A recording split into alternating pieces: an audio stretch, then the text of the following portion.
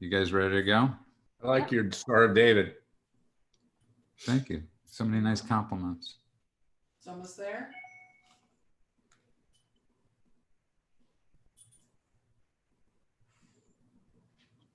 Do it. I did. Oh. I'm sorry. The person you called cannot be reached now. Hey Larry, have you ever noticed that all of your emails from the Trump campaign get filtered into your spam folder in Gmail? Can we sue for that? I want to welcome everyone to LK for Everyone. That's LK, the number 4, EVERY, the number 1. You can find us on Twitter, Parler, YouTube. Forget about Twitter since we hate Twitter. And you can find us all over. And we have a very special guest today with us, Laura Loomer, who's running for Congress. I believe it's the 21st seat in Florida. Yes. And she is the most banned woman in America, as she likes to say. And as my mother said the other day, she's the answer to AOC. Yes. And let's welcome Laura Loomer and, of course, Larry Clayman, the Wyatt Earp of lawyers. And Larry, how are you? Thank you. I'm very happy that your mother endorses Laura. If a Jewish mother endorses somebody, you better listen. Yeah. Okay. I got to tell you something. Laura is the most courageous person I've met. I'm very honored to have her as my client and my friend. I'm going to let her tell herself, tell us her story, how she got where she is, how we met, and the kind of lawsuits that we're trying to bring, as well as other actions, and then talk about her congressional campaign, which is very important because if she gets into the US Congress, and I endorse her personally, I can't obviously as the head of Freedom Watch, but personally I endorse her and I'm her lawyer, is that she will wreak havoc there. And I know because, when I ran for the US Senate many years ago, I used to tell the people down there in Florida, I ran in Florida because I'm from Florida, I'd be sitting right next to Hillary Clinton and they love that concept. You'll be sitting next to AOC, Tlaib, and Omar. Anyway, let me just turn it over to Laura, and Judah, feel free to chime in and ask questions, and I will too, because this is a really fascinating interview. We have an entire hour, and I want Laura to tell everybody who she is and why it's so important to support her. So Laura, my first question to you, by the way, is how did you meet Larry Clayman? Because that's what interests me the most. No, I'm kidding, but it's what. So I actually met Larry through my friend Jason Goodman, and I had known about Larry obviously, and had followed his work for years. And I had the opportunity of meeting him in person when I was investigating the Las Vegas shooting in Las Vegas. And while I was there, Jason was there as well. And Larry happened to be in town for, a press conference with the Bundys. And so we went to the press conference with, I believe it was Clayman Bundy, and Larry was there, and that's where I met him. And then, we exchanged contact information. And then over, the next year or so, I found myself in some legal situations with regards to my activism and my journalism and, getting removed from, buildings for simply doing my job as a journalist and having my rights violated. And so that's when I had actually hired Larry as representation when I was reporting on the Noor Solomon trial in Orlando. And Noor Solomon, of course, is the wife of Omar Mateen, the ISIS terrorist who killed 49 gay people in Orlando, Florida. And for simply, asking her family a question of whether they condemned Islamic Jihad at a press conference, I was physically removed by a U.S. Marshal the very next day and actually, paper arrested at the courthouse, and they illegally confiscated my cell phone. And so Larry helped me with that situation so that, I didn't have to deal with, what would have followed. I'm just happy you told me what U.S. Marshals do or what part of their job is, because I've always been confused about what U.S. Marshals do. So yeah, apparently they remove people from press conferences. Well, the press conference was over, and then the next day I had gone into the press room because I had media credentials, and then I was sitting there, and then I guess it was kind of coordinated and planned, and they removed me, and then they tried escorting me out. And is that what started the banning? No. I had been banned prior to that trial. I'd been banned on Uber and Lyft, of course. One second, you've been banned on Uber and Lyft? Yeah, I've been banned everywhere. So the bans really began when I was in college. The first place I ever was banned from is my own alma mater. I was banned and kicked out of college a month before graduation, even though I was set to be valedictorian, for working with Project Veritas to do an expose on my university. And then after that, I moved to New York, where I was working for Project Veritas for 3 years undercover. And then I was undercover in the Hillary Clinton campaign. And when I left Veritas, I started my own media company. And then that's, shortly after that, when I began my exposés into radical leftist Democrats, and, I started confronting or Loomering people on live stream. That's when all of the bans really began. And so I was then banned on Uber and Lyft, and then shortly after Twitter and Facebook, Instagram, PayPal, GoFundMe, Venmo, Medium, Periscope. I mean, the list goes on and on and on and on. So it's a never-ending list. That is quite the list. Yeah. Of banishment. And one of the things the reason I bring up how did you meet Larry? I just want to tell a quick story, because Larry is, I look at him and as the Wyatt Earp of American lawyers, and defending those that can't defend themselves. And his client was the only one that wasn't indicted by Mueller. And I think that's an amazing feat. And I was sitting with him at the Beverly Hills Hotel with Ben Stein, and he said, "I have a few books for you guys." And I had just met him. And as we were leaving, he hands us at the concierge desk 10 books of 5 books or 6 books apiece, Larry, of essays of a madman. That's And right. Madman, 2 words, not madman, 1 word. And I said, this is a person I got to get to know. Anybody that brings 10 books, and I just meet him and he hands me these books, and he's also helped me in court. So, and as I was thinking of him being a Wyatt Earp type, I started thinking of you sort of like as an Annie Oakley, and a great sharpshooter from the West, and who also got libeled and slandered and by the Hertz Media Company. So there you are. And but one of the big things I want to ask you is, how did you become the conservative you are? I don't even want to, how did you get to that place? Well, I was always very politically inclined from a young age. When I was 8 years old, that's when 9/11 happened. And I just remember, growing up and watching the war on terror unfold on the news stations. And I became very interested in politics and, political affairs and, just news from a very young age.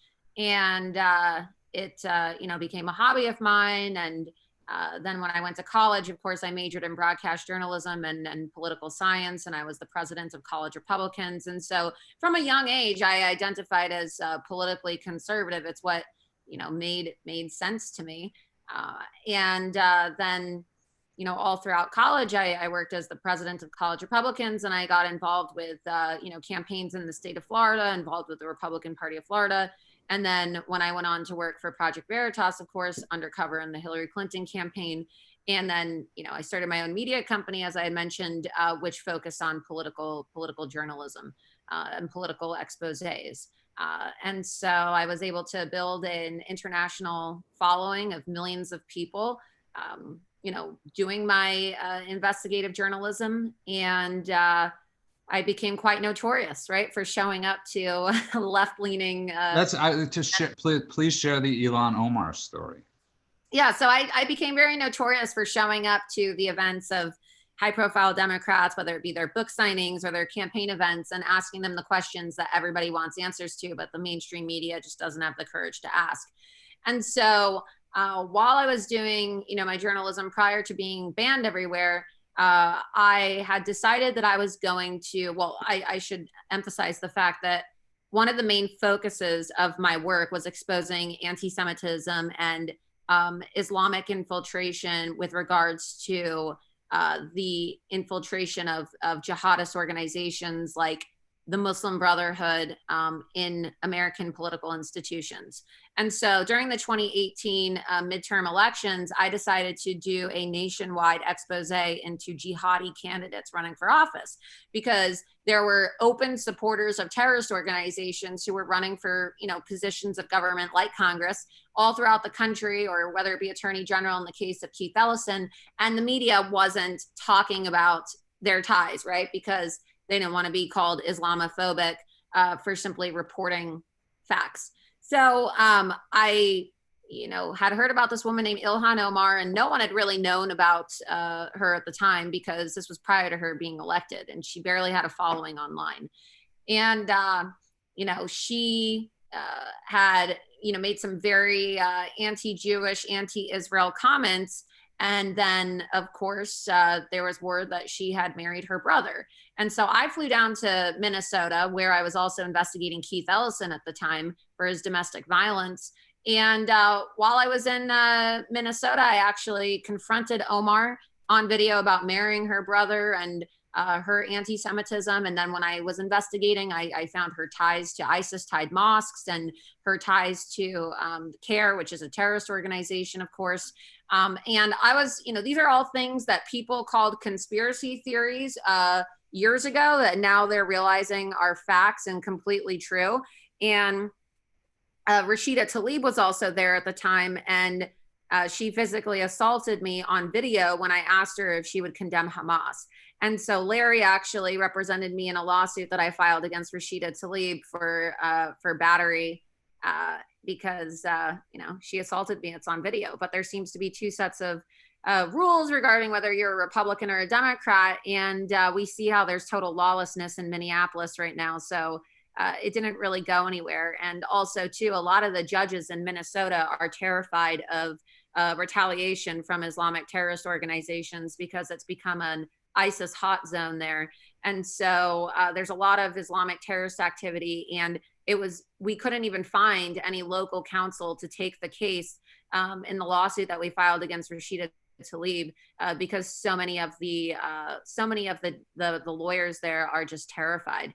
And we were even told by people who said, yeah, I agree, but I just don't want to be targeted, And you brought up two very interesting things, because there are two facts. Ilhan Omar did marry her own brother.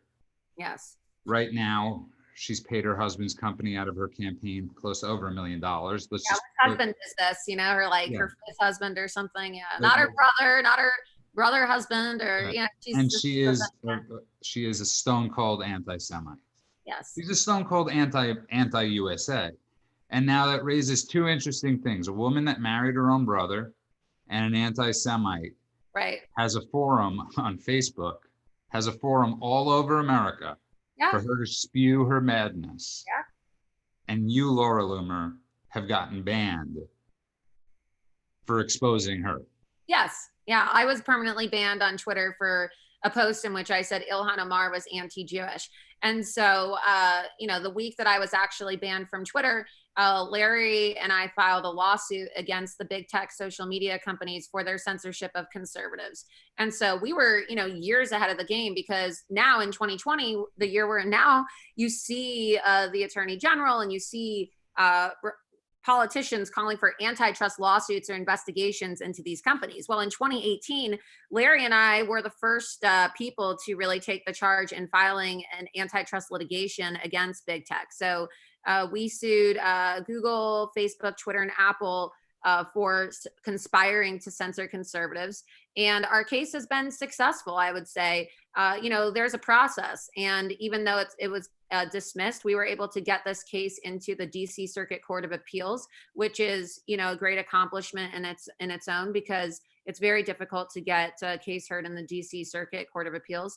And now we have actually, this last week, we filed a petition for en banc review. And after that, I guess the next step would be taking it to the Supreme Court. So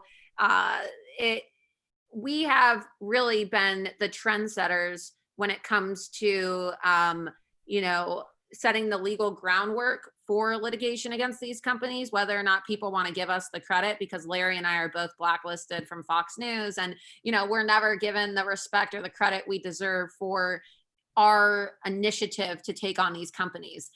For example, I have also, you know, Larry's also representing me in a case against Facebook, a separate case from this other one, for defamation, because Facebook labeled me a dangerous individual, and they said that I was basically a terrorist, even though. Well, they allow terrorist organizations Well, actually. they allow for terrorist organizations, exactly. And Larry has actually, not on my behalf, but on other people he's represented, has actually sued Facebook for allowing for Hamas and, you know, the PLO and these other terrorist organizations to be on Facebook. And so, you know, even prior to taking me on as a client, he's been leading the charge against these companies for, you know, their egregious activity of aiding and abetting terrorist organizations. And so, so with this lawsuit, we were actually able to get Facebook to admit that they're a publisher. And there's this big debate between about stripping these companies of their Section 230 protections. And so you would think that that would be a major story that the mainstream media would cover, given that politicians are now debating about revoking 230, and President Trump has, you know, has actually tweeted that he thinks that these companies need to have their 230 protections revoked.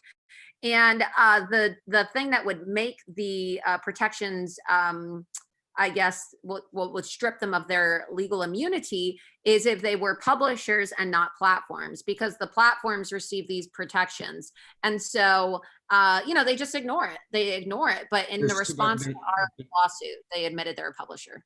Sorry to cut you off. The two things that Larry Clayman has taught me: the media will never report the truth, and no one will ever get indicted that deserves to be indicted.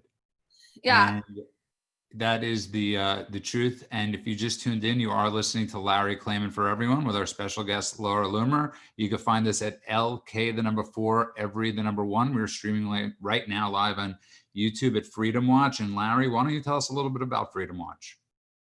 Freedom Watch is an organization that I founded after I ran for the U.S. Senate in Florida back in 2003 and 2004. And it does what Judicial Watch used to do when I ran it. We bring hard-hitting cases, as you can see, listening to Laura. And also we bring citizens grand juries, because the American people have the right. You referred to me as Wyatt Earp. Wyatt Earp enforced the law. At that time, there was no Justice Department to enforce the law. And I would argue that today we still have no Justice Department that enforces the law, as you just pointed out. And we are bringing indictments. We've indicted Mueller. We're going to be indicting McCabe and Comey and the rest of them, Obama, Clinton, which the Attorney General has declared off limits, along with Biden. So that's the kind of thing we do. And I hope that people will go to our website at freedomwatchusa.org, contribute with tax-deductible contributions. They support lawsuits like the one Laura's talked about against social media. And it's important to join our Justice League. And I see that, Judy, you have your Captain America shirt on today. Perhaps we'll bring Wonder Woman on in another segment, but you are the superheroes. Laura is a superhero because you're standing up for what's right, and we are doing whatever we can to enforce the law, even though we don't have a government that will do it for us. And that's what we do at Freedom Watch. Thank you, Larry. And I want to welcome everybody back to Larry Clayman, the number 4, every, the number 1, that's LK for Everyone. And Laura, it's so, and we're here with special guest Laura Loomer. You can find her. She is like the Parler Jewish goddess and queen, king of Parler. You could find her at Laura Loomer. And I'm so fascinated. This is the thing that really upsets me. It bothers me. And it bothers so many conservatives, the silent majority, is that you, in comparison to, let's just say last week, these anti-Semitic remarks by Nick Cannon, by Stephen Jackson, by Ice Cube, you've done a percentage. You've spoken the truth. These people have literally committed acts of anti-Semitism, or said anti-Semitic remarks on social media, and nothing. And you get banned for reporting the truth. Well, I get banned for exposing anti-Semitism, and this is the problem with these companies, is that they not only hate conservatives, but they hate Jews. And this was the whole purpose of my protest at Twitter, where I handcuffed myself and I was wearing a yellow star. And I had a sign that said "Nosy Jew banned, but Islamic terrorists, Jew haters, A-OK." And I had, hired a friend of mine who's a street artist to make graphics that showed my tweet next to Louis Farrakhan's tweet, in which he called Jews, and he said that Jews were termites. And my tweet, of course, said Ilhan Omar was anti-Jewish. And my tweet said banned for hate speech, even though, there's no such thing as hate speech. And then Louis Farrakhan was not banned. So, this is the problem. And then Twitter, of course, they issued a statement. They didn't just not shut down Louis Farrakhan's account, but they did say, oh, well, it's not a violation of our terms of service, what he said. And they have, they've done many things in the past that show they are very hateful towards Jewish people. Twitter has allowed for hashtag #KillAllJews to trend online. They also, by the way, just so everybody knows, this is absolutely the truth, and you could Google this. This is not a conspiracy theory. So, and then also another thing that they did too is they, for a while, they took away the Hebrew translation. And then when I exposed it, of course, they put it back up.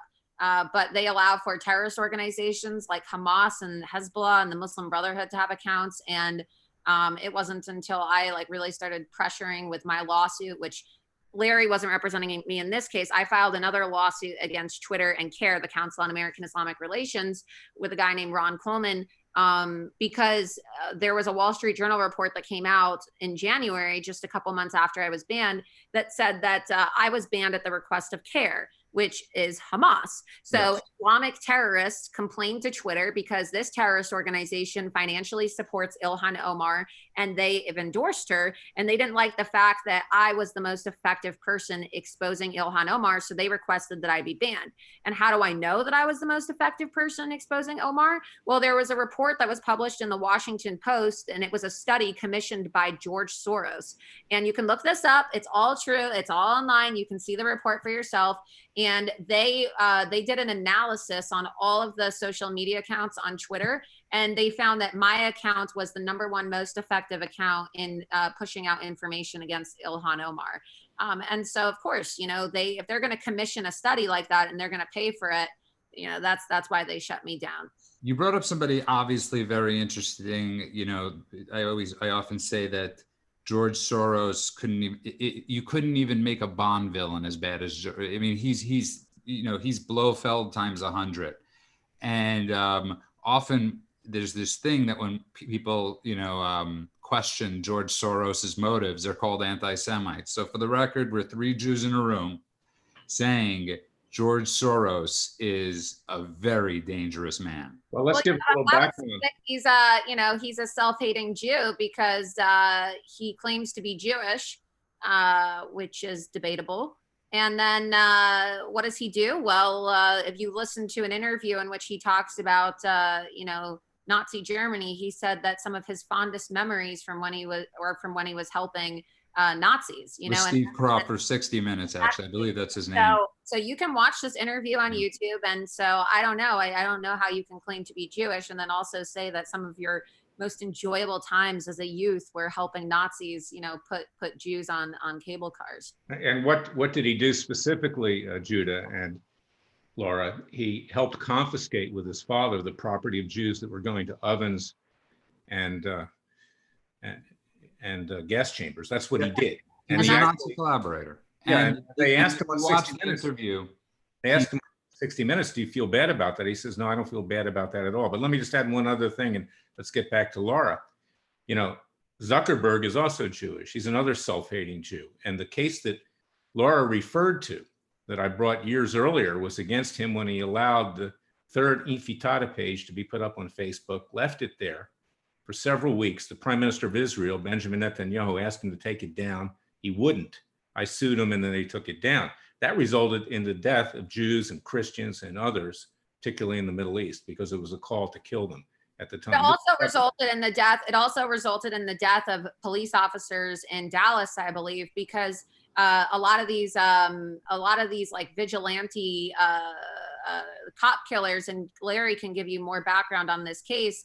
A lot of these people who get radicalized by the Black Lives Matter ideology too, they actually draw a lot of their inspiration from like Palestinian resistance movements, of course. And we know that the Black Lives Matter Charter, of course, is inherently anti-Israel, anti-Jewish, very anti-Semitic. And didn't you represent a cop or a guy who was shot in Texas? I do. I represent Dimitri Penny, a very brave African-American policeman who was assaulted. We brought cases against Farrakhan and Black Lives Matter and New Black Panthers Party, Sharpton, and others. And an African-American judge by the name of Sam Lindsay dismissed the case without prejudice. Then I brought a case for one of the police officer's father who was killed. Patrick Zamarripa was killed, and I brought it for Enrique. And a Trump-appointed judge dismissed that one. What you said earlier is true. It's a hot potato. They don't want it in their courtroom. They're worried about being harmed themselves. Right. And the person who committed the crime in Dallas was a disciple of Farrakhan, a guy named Micah Johnson. And so I sued Farrakhan and the Nation of Islam. And this ridiculous, dishonest Trump-appointed judge, Karen Gren Scholler, says that I didn't plead with enough specificity that, in fact, it was Farrakhan that was behind it. I mean, just read the complaint. You can see it at larryclayman.com. This is what you deal with in today's legal system, which is highly. Right.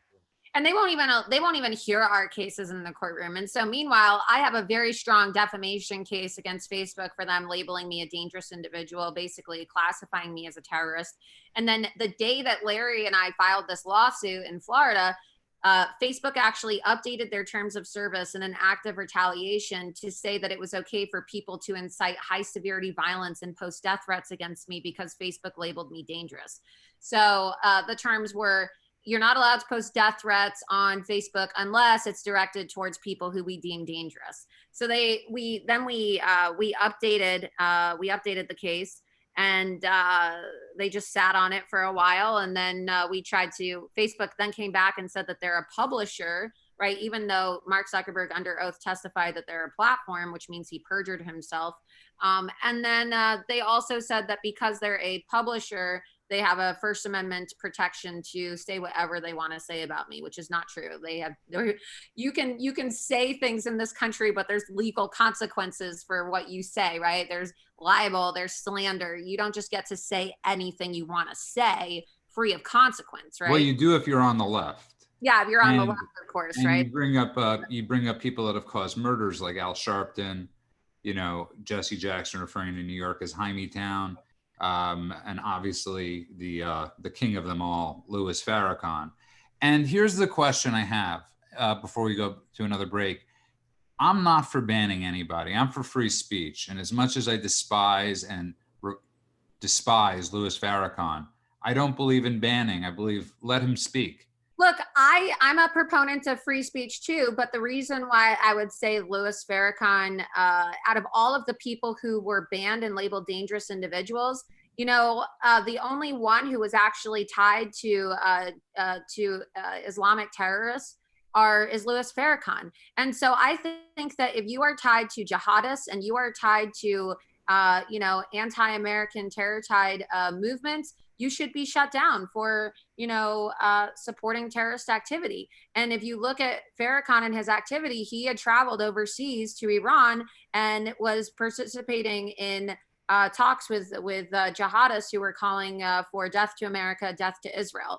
And so I would say that would be a bannable offense because we have laws in this country. I think that social media should be governed according to US law. And if you are associating with or you are participating in terrorist activity or communications with a terrorist organization that is designated as such by the US government, well, you would face legal consequences here in this country. So you shouldn't be allowed to do that on these social media sites. Right, and one other thing. Regarding his comments, even if they are obscene and offensive, yeah, I don't agree with them, obviously, but I am a free speech absolutist. Just like with Ilhan Omar, yeah, I find her to be a vile Jew hater, and I find her comments about Jews to be very disturbing.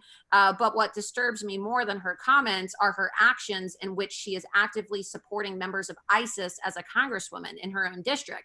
And it's her actions that should have her removed from Congress. You know, we can debate about her speech all day, but I find her actions. No, you're completely right. Point. Double standard doesn't even qualify any of this. It's one standard, and it's those who make the standard. But dude, it's more than a double standard. Let me just inject here. When you get out in the media, like Farrakhan did, and like Sharpton did, and call for the death of whites and white cops and Jews, actually call for their death, and then this disciple, Micah Johnson, follows his order, his directive, and kills somebody, Farrakhan's responsible. Not only should he be sued civilly, which we did, but he should be indicted for that. You cannot call for the death of somebody without a consequence with your disciple and order him to do it. And then when we sued him, you'll love this, he ran from the process servers. I can't tell you how much money I spent tracking him down, just trying to get him to accept service process. And it has like this whole posse of people that surround him too, and all these bodyguards, so it's practically impossible to go anywhere near him. And on that note, if you just tuned in, you are listening to Larry Clayman for Everyone. That's LK, the number 4, every, the number 1. Find this on Parler, YouTube, all over. And we have our amazing special guest, Laura Loomer, who's running for Congress in the great state of Florida, and for the District 21 seat, I believe. And if you could tell us a little bit how people could donate to your campaign, and I want to get more into your campaign when we come back. Yeah, people can go to lauraloomerforcongress.com. That's lauraloomerforcongress.com, and that's where you can sign up to volunteer and make a donation. And we beg of you to please donate. If I really want to see you in Congress, God, that would be, I would follow you with cameras. It would be the greatest show on earth. We're gonna make C-SPAN great again. Yeah.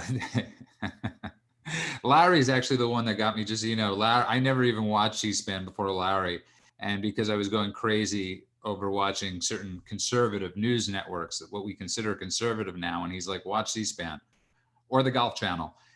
So I have a quick question. So you're running for Congress. How does journalism and activism translate into like electoral politics? How is that helping or hurting or? Well, just like President Trump, I'm an outsider candidate. And the reason why President Trump was elected and why he won, despite all odds and despite all the claims that he would lose by all the political pundits on both sides of the aisle, is that he's relatable to the people. And he fights for the people, and he is seen as an advocate for the people in the way that he communicates. And, you know, I've spent my career thus far working as an investigative journalist and a conservative activist. And I am an advocate for the people. I am a fighter for the people. I have always worked to uncover and confront and expose corruption and wrongdoing where I find it. It's why I'm banned everywhere. I am a voice for people who think that they do not have a voice. So, for example, the silent majority. I think I can empower the silent majority to not be silent anymore, to start speaking up, because we can't afford in this country for people to be silenced. And I have compared to all people, I know more than most what it's like to be silenced and to have your voice taken from you and to have your voice shut down. Laura, let me just add here something important, because she touched on something that I write about in my new book, It Takes a Revolution, Forget the Scandal Industry, which you can pre-order on Amazon, Barnes & Noble, and booksellers, coming out October 27th at the latest. But it's forget the scandal industry is the key phrase, okay? Because it's become an industry, these scandals. You see, you go listen to Fox News, that's how they boost their ratings, coronavirus, riots, looting, burning, killing. Okay, they love that. It boosts their ratings. And we should talk about it. But the American people need to get up off the couch and put the popcorn and Diet Coke down and get to work. And that's what Laura's been doing, you see? And because she's actually a doer, rather than just a talker, turn on Hannity. These people haven't done anything.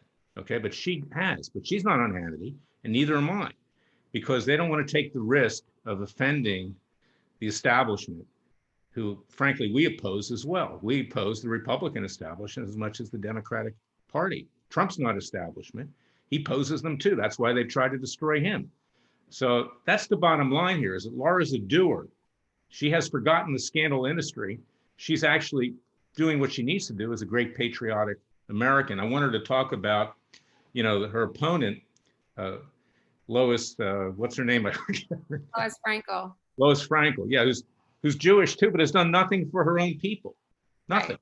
Supports the other side. She would rather support the Palestinians than support her own people. And this is very important, you see, and because the people of Palm Beach are going to have a real choice, Palm Beach County. Right. So tell us about your opponent.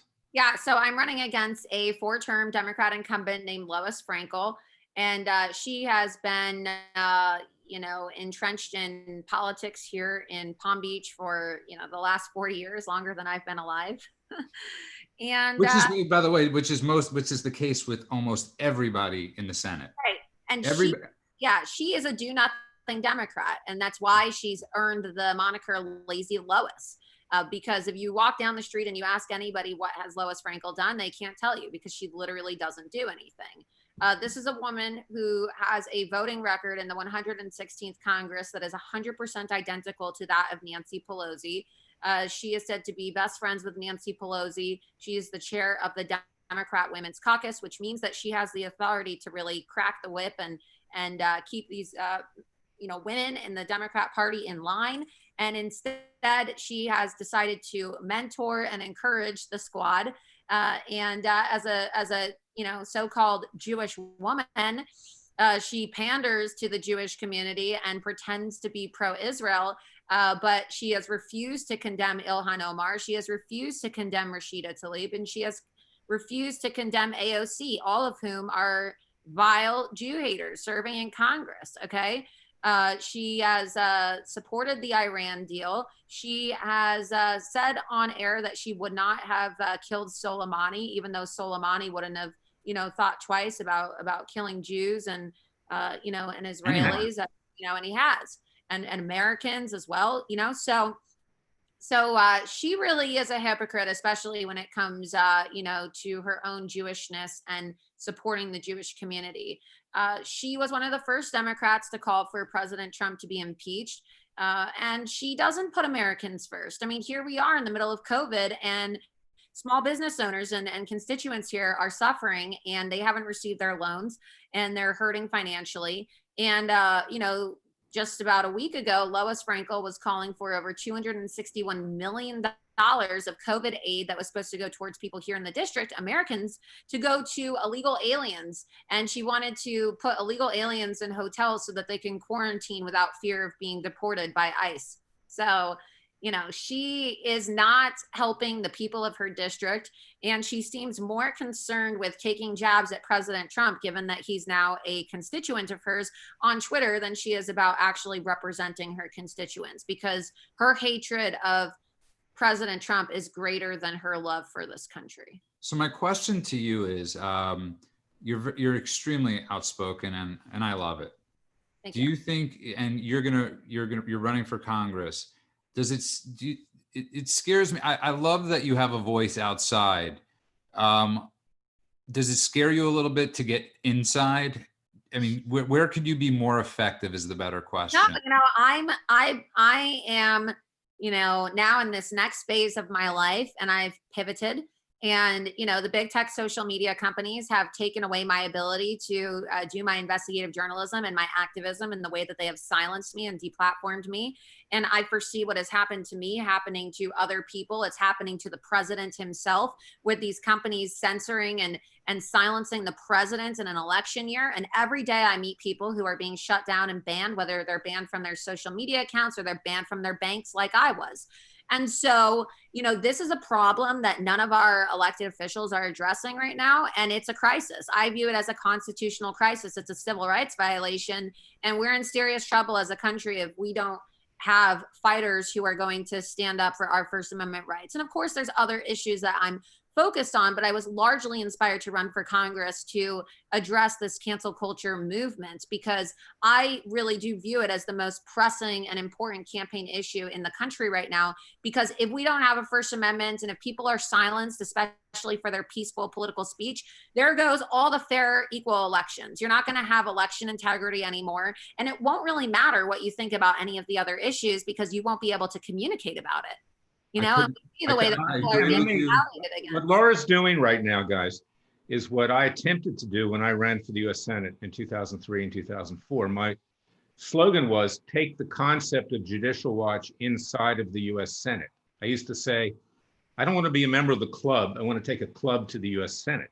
Okay. And you get her inside, she's the Trojan horse. Okay. She'll blow that place up, figuratively, of course. And it needs to be blown up because they don't do anything in Congress. Nothing. They're a bunch of court jesters. They're a bunch of clowns.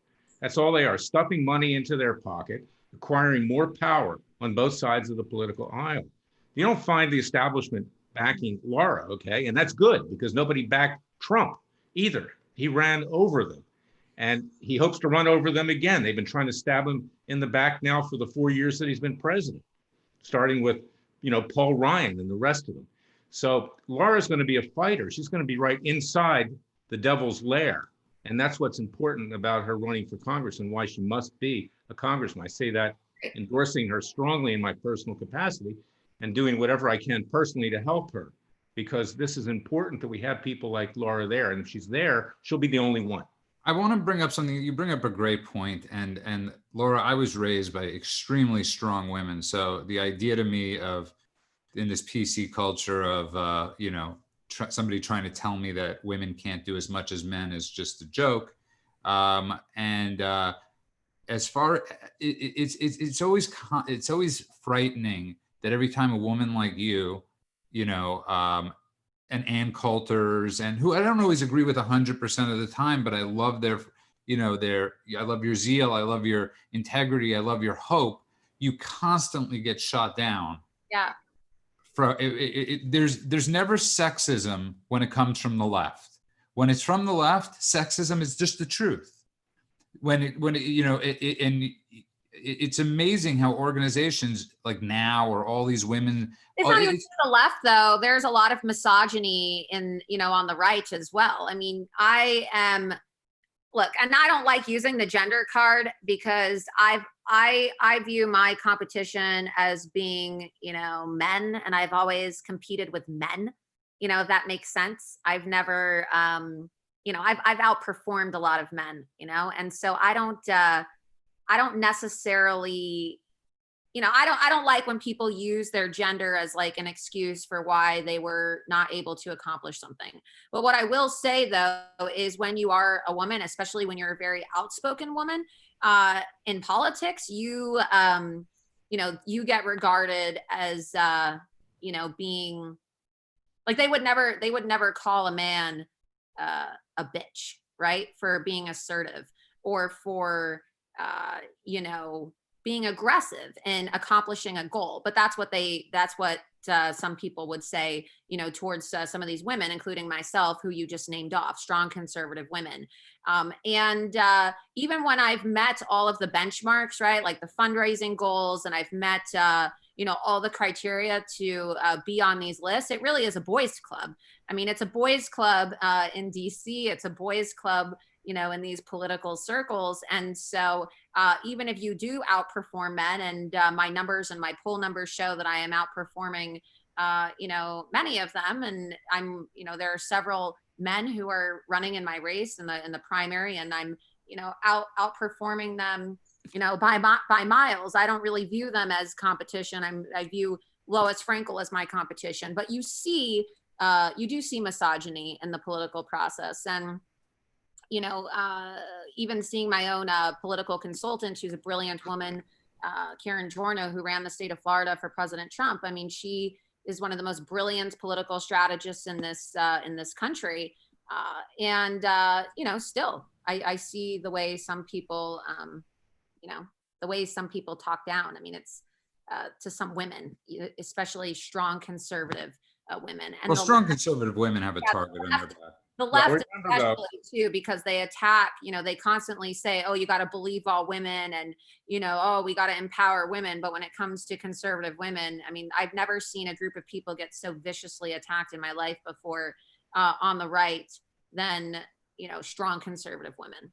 well, also remember though, that in world history, there have been some very, very great women leaders. I mean, Queen Victoria, one of them, with her prime minister, Benjamin Disraeli, Jewish, by the way. And Disraeli, would let Queen Victoria believe that it was her idea, and she would then execute. You had Golda Meir in Israel. You had Margaret Thatcher in Great Britain. You had Benazir Bhutto in Pakistan before they killed her. A lot of great women have been leaders in the world, and that needs to be said as well. And we're talking Laura, about the future ones. I see a future Golda Meir right here, and who had one of my favorite quotes of all time, which was, "There will be peace in the Middle East when the Arabs learn to love their children as much as they hate the Jews." And on that note, if you just tuned in, you are listening to Larry Clayman for Everyone. That's LK, the number 4, every, the number 1. We have an amazing special guest with us today. It's Laura Loomer, who's running for Congressional seat 21 in the state of Florida. You can find her. She is parlor king and queen and everything that goes in between. And you could find us. Sorry? I said, you're a poet too. I am. Thank you. Thank you kindly. And when we come back from this quick break, I want to talk more about the lawsuit and what you hope to accomplish. And I just want that to scare the bejesus out of every single one of the members of the squad. That is my dream goal for you, Laura. But when we get back from break, we will get back into that. You're listening to Larry Clayman for Everyone.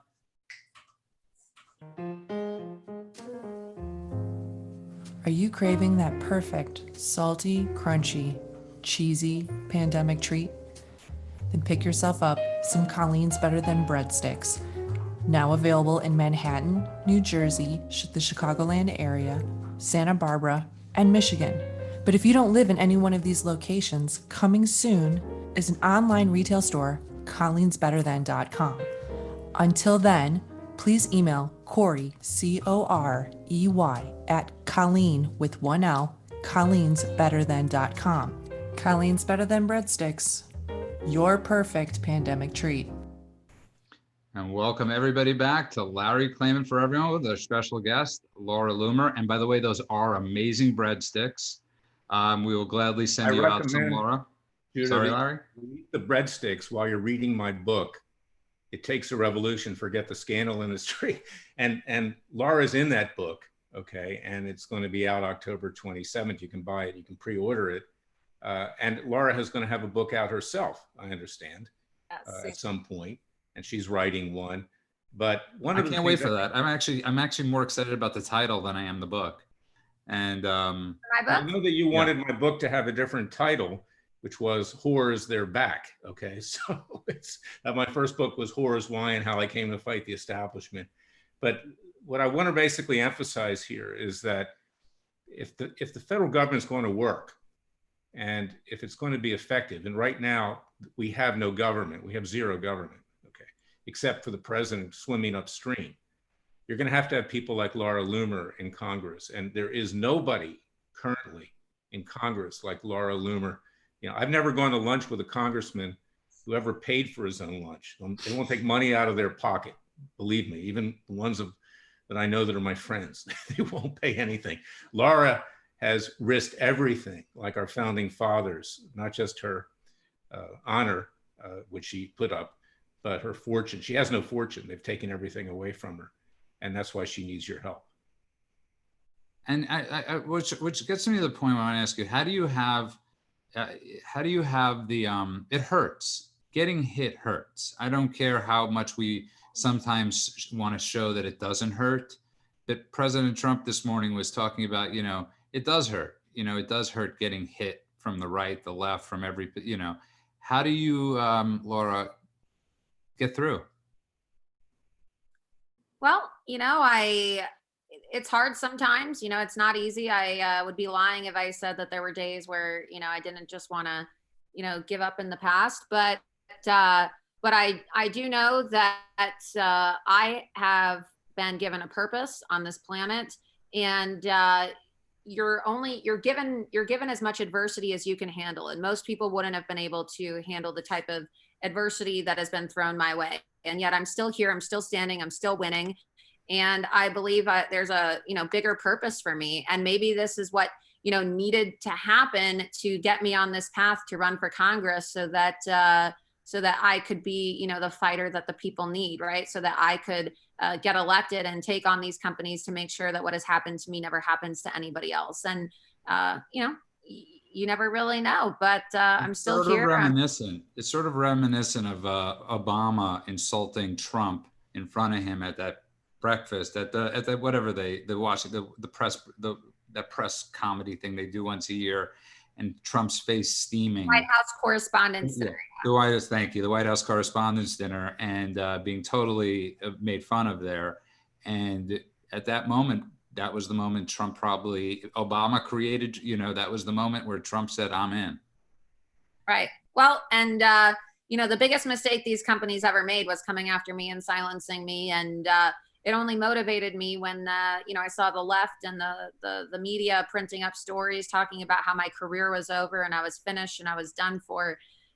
And here I am, I'm outperforming all of the opponents combined. I'm raising more money than most people, and I'm exceeding everyone's expectations, and I'm doing it while being the only deplatformed candidate in the nation. And when I win, I'll be the youngest woman ever elected to the United States Congress, and I'll be the first deplatformed candidate in the United States history to win a race. And I'm all about setting records and proving people wrong and doing the impossible. I made a career out of it. It's why my last name is literally a verb.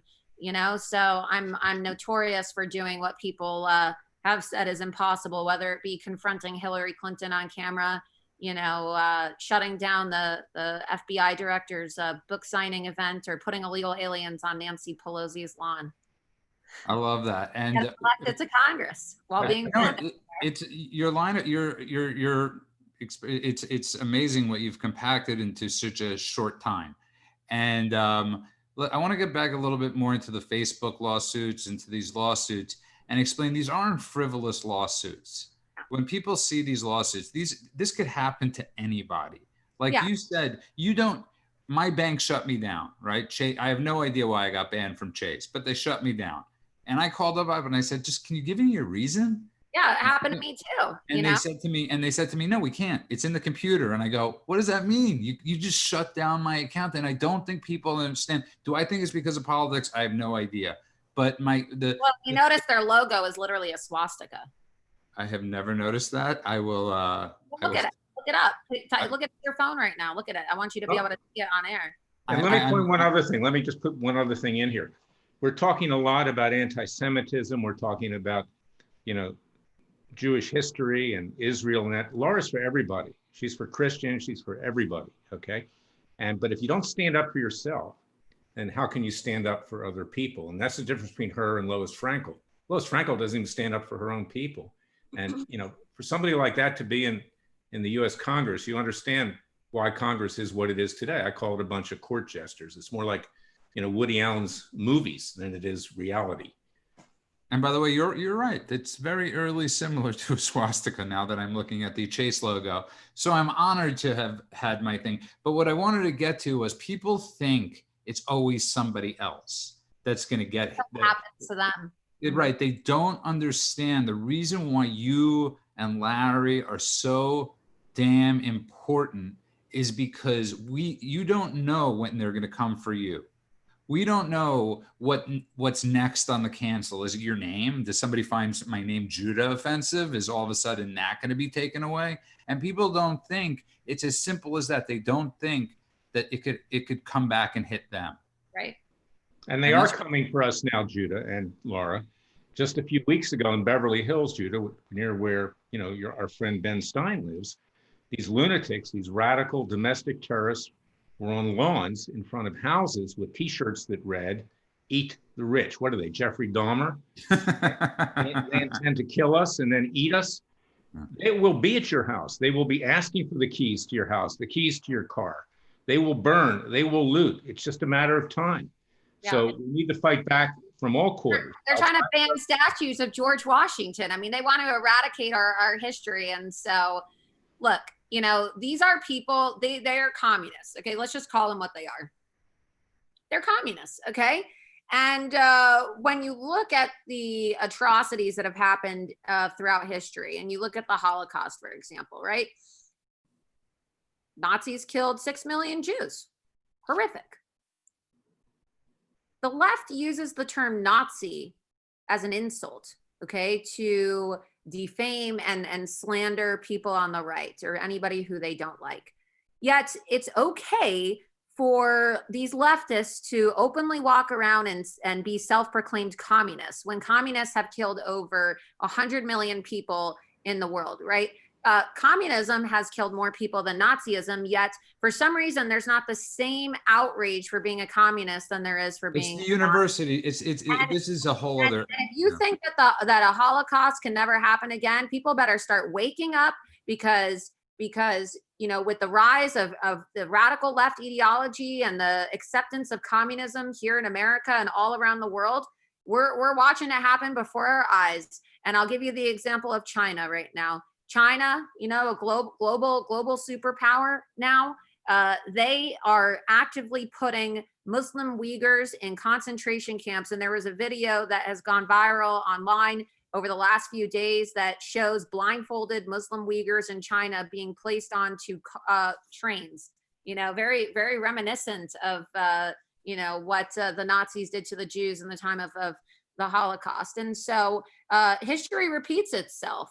And if we eradicate history and we get rid of everything that everybody finds offensive, there's not going to be a lesson for people to learn so that we cannot repeat history.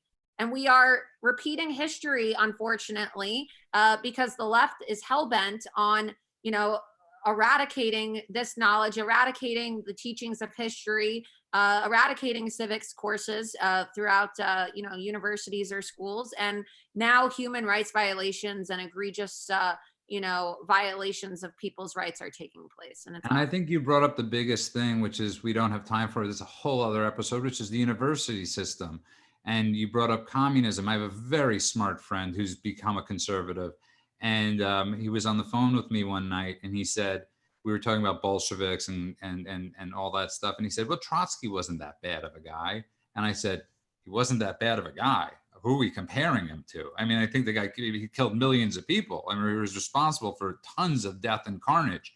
But in the university systems, they romanticize people like Trotsky. They romanticize people, the kind of Karl Marx. They're romanticized. And that is a frightening thing. And I love that there's a fighter now, somebody like you, and of course, Larry, who's always fighting the good fight, that are saying enough. Yeah. And I want you to tell people, Laura, before we close, how do people find you? How do people donate to your campaign? Because it's extremely important. I saw that you have a goal that needs to be reached, right? Yeah, so I'm deplatformed everywhere, so you won't find me on Facebook, Twitter, Instagram, since we're banned. But you can go to lauraloomerforcongress.com, and that's where you can make a donation. Every dollar counts. We need to raise a lot of money.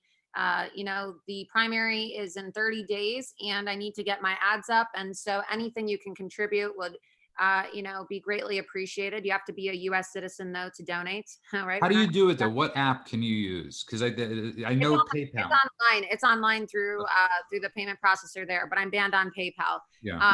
And so also you could follow me on Parler and Gab. So Parler is the new social media site, Gab as well. And my handle is just Laura Loomer, and that's where you can, you know, get updates about my Parler is spelled, it's really parlay in French. Yeah. Speak, okay?